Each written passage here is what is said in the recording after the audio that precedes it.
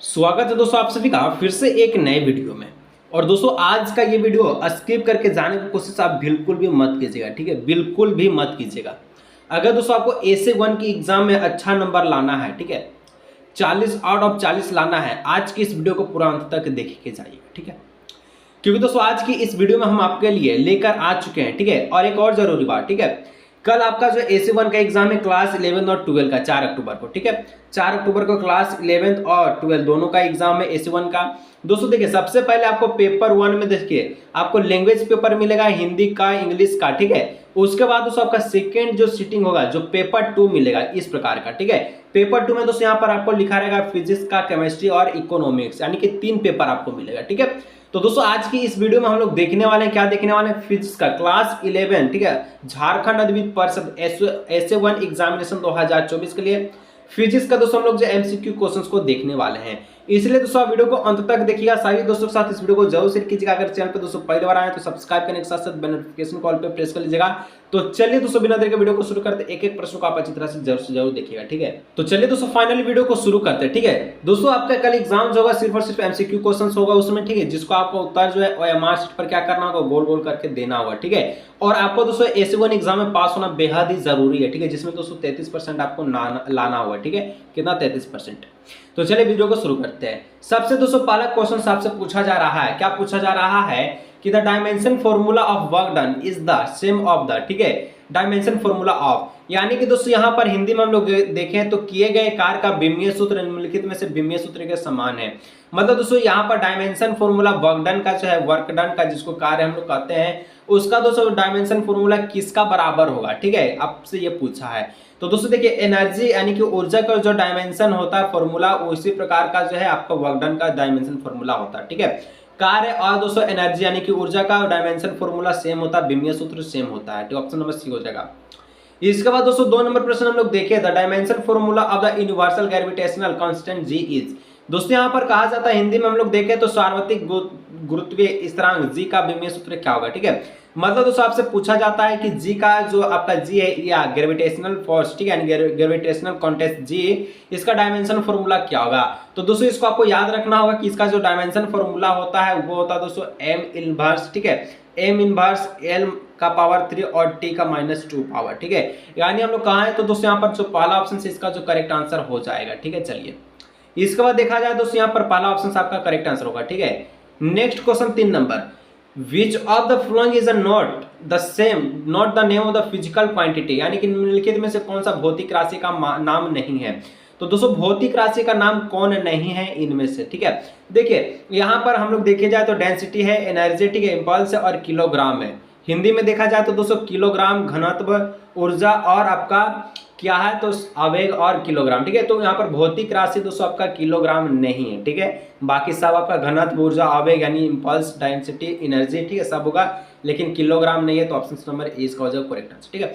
आप लोग देख के भी बता सकते हैं कि ये तीनों सेम चीज है लेकिन ये आपका अलग चीज है, तो जो अलग है वही तो आपका राइट आंसर होगा, ठीक है। चलिए एक और जरूरी बात दोस्तों, अगर आप लोग क्लास 11 के विद्यार्थी हैं, ठीक है, अगर आप लोग क्लास 11 के विद्यार्थी हैं, बोर्ड एग्जाम 2025 में अच्छा नंबर लाना चाहते हैं और एसे 1 में अच्छा नंबर लाना चाहते हो, दोस्तों आपके लिए एक गेस्ट पेपर आ चुका है जिसका नाम दोस्तों तहलका गेस्ट पेपर है, जो कि मां सरस्वती की वंदना करते हुए बनाया गया है, जैसे कि आप स्क्रीन पर देख सकते हैं, ठीक है। इसमें दोस्तों आपका गेस्ट पेपर में जो फैसिलिटी दिया गया वो दोस्तों सारा का सारा एमसीक्यू क्वेश्चन है, जिस प्रकार से आपका बोर्ड एग्जाम 2025 का पैटर्न होगा उसी प्रकार से, ठीक है। गेस्ट पेपर का दोस्तों अगर हम लोग प्राइस की बात करें तो गेस्ट पेपर का एक्चुअल प्राइस दोस्तों 159 रुपए है, ठीक है।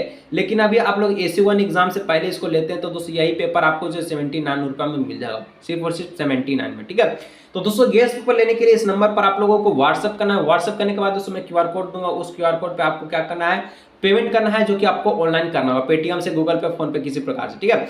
और दोस्तों पेमेंट करने के बाद, ठीक है, आपको जो है गेस्ट पेपर व्हाट्सएप पर ऑनलाइन पीडीएफ फॉर्म में मिल जाएगा, जो कि दोस्तों सबसे मोस्ट इंपोर्टेंट है, जो कि आपका एसे 1 और आपका बोर्ड एग्जाम 2025 दोनों के लिए बहुत ही इंपोर्टेंट है, ठीक है, 100%, ठीक है। चलिए 4 number, which SI unit used to measure, ठीक है, ल्यूमिनस इंटेंसिटी, यानी दोस्तों कहता है कि ज्योति तीव्रता मापने के लिए SI किस SI इकाई का यानी कि SI यूनिट का प्रयोग करते हैं।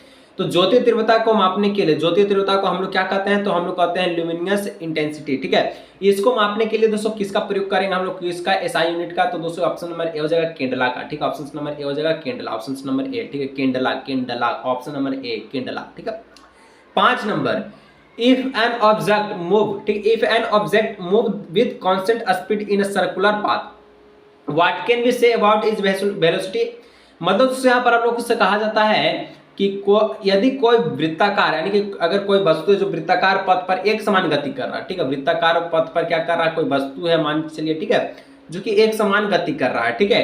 तो दोस्तों यहाँ पर बताया जाता है कि तो हम उसके वेग के बारे में क्या कह सकते हैं, जब एक समान गति करेगा कोई वृत्ताकार पथ पर, तो हम उसको क्या कह सकते हैं, तो उसको हम लोग क्या कह सकते हैं, तो 5 का ऑप्शन समझ जो है क्या हो जाएगा, ऑप्शन नंबर बी, ठीक है, इट इज ए चेंजिंग। यहाँ पर दोस्तों हम लोग कह सकते हैं उसका जो वेग है वो बदलेगा, यानी या बदल रहा है, ठीक है, वेग जो है क्या होगा, बदलेगा, ठीक है। चलिए, वृत्ताकार पे है तो ऊपर से मान चलिए ढलाव है, ढलाव से नीचे जाएगा तो वेग तेज होगा, नीचे से ऊपर जाएगा तो वेग कम होगा, ठीक है। यहाँ पर आप लोग समझ चुके हैं।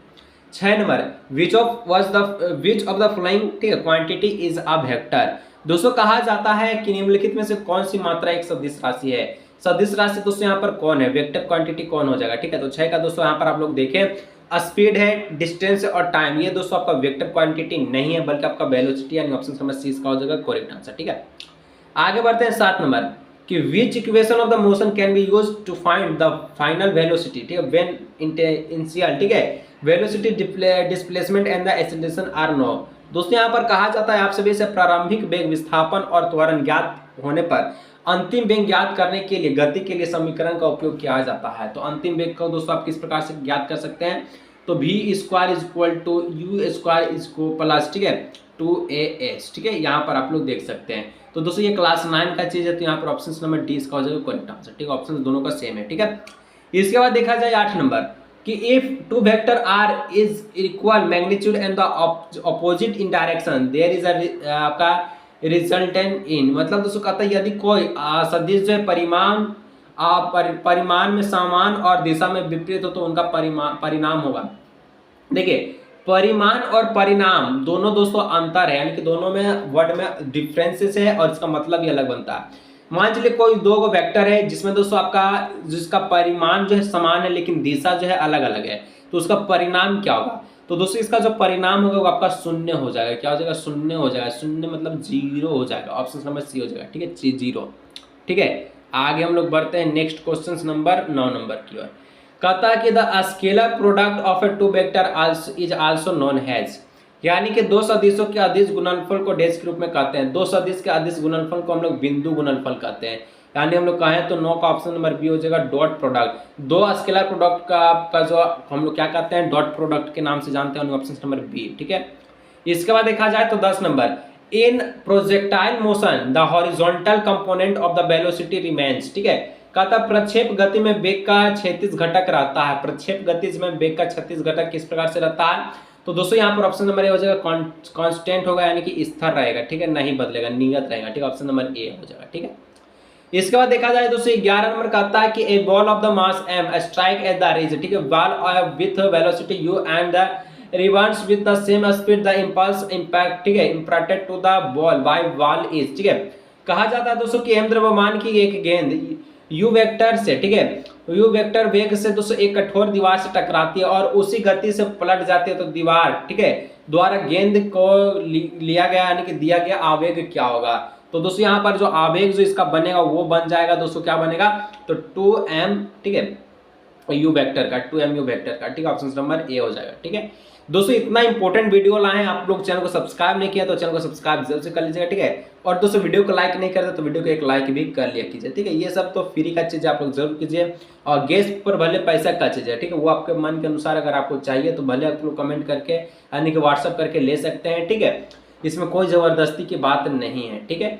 चलिए 12, which of the following is also known is the law of the inertia, ठीक है। दोस्तों कहा जाता है कि जड़त्व के नियम को किस नियम से जान सकते हैं, तो न्यूटन का first law of the motion से, यानी कि गति का जो है न्यूटन गति का पहला नियम से। मतलब कि यहाँ पर देखिए हिंदी में कहता है निम्नलिखित में से किसके जड़त्व के नियम के रूप में जान सकते हैं, तो न्यूटन गति का पहला नियम, ये तो आप 9th में पढ़ चुके ही होंगे, ठीक है। चलिए 13 number, change is momentum given by, ठीक है, change is momentum is given by, मतलब दोस्तों कि संवेग में परिवर्तन द्वारा दिया जाता है, संवेग में परिवर्तन फोर्स और टाइम इनकी बल गुना समय के द्वारा दिया जाता है, ठीक है। तो 13 का ऑप्शन नंबर बी हो जाएगा इसका करेक्ट आंसर। आगे बढ़ते हैं नेक्स्ट हम लोग 14 नंबर।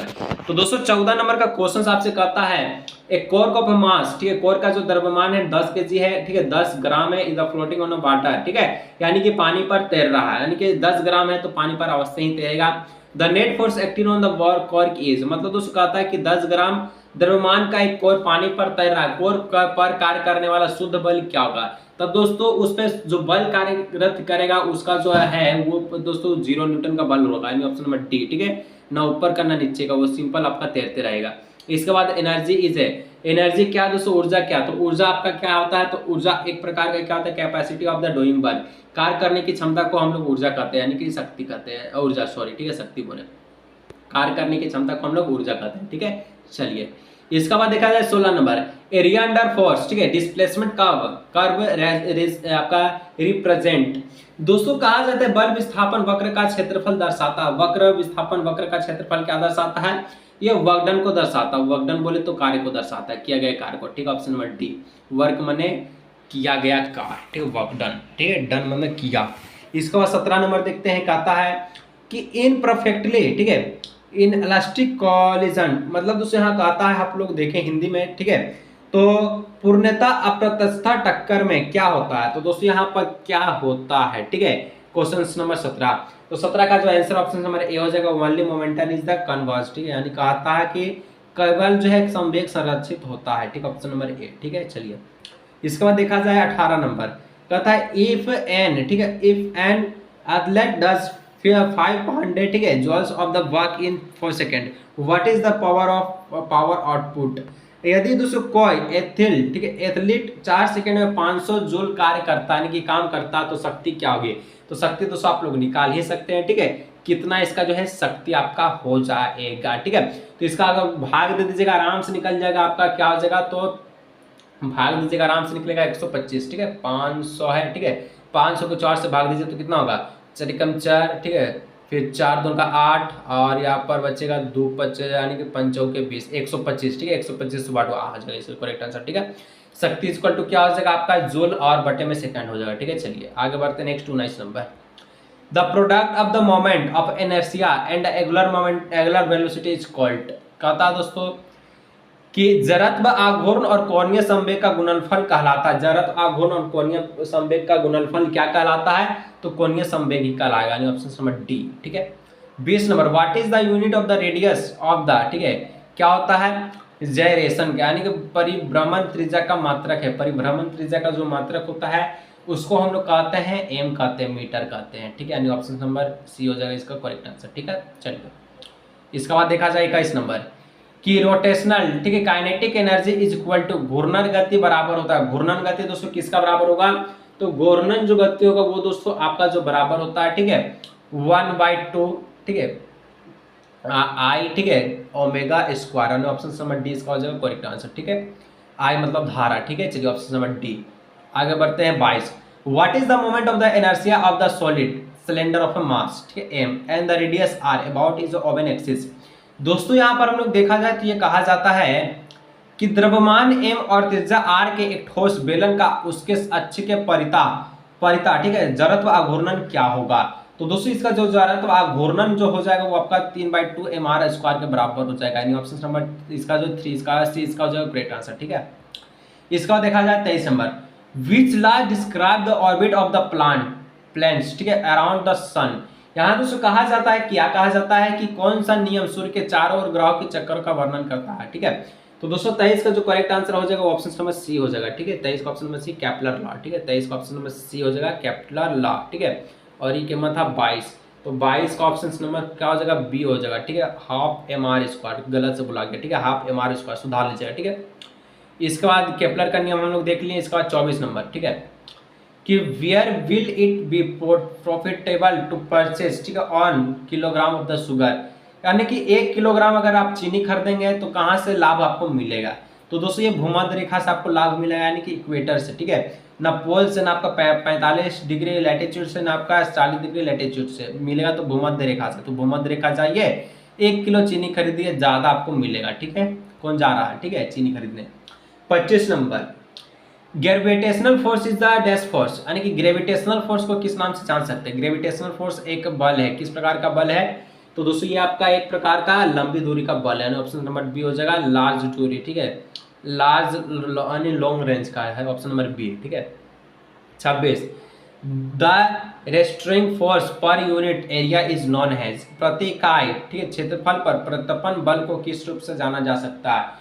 तो 26 का दोस्तों ऑप्शन नंबर सी हो जाएगा, स्ट्रीट के नाम से, ठीक है, इसका मतलब होता है प्रतिबल के नाम से, ठीक है। चलिए आगे हम लोग बढ़ते हैं। तो 27 नंबर, हुक लॉ, हुक, ठीक है, हुक्स लॉ स्टेट डेट, मतलब दोस्तों हुक का नियम बताता है, हुक का नियम आपको क्या बताता है, ठीक है, हुक का नियम आपको जो बताता है कि प्रतिबल विकृति के अनुक्रमानुपाती है, यानी जो प्रति स्ट्रेस जो होता है is directly proportional to strain, ठीक है।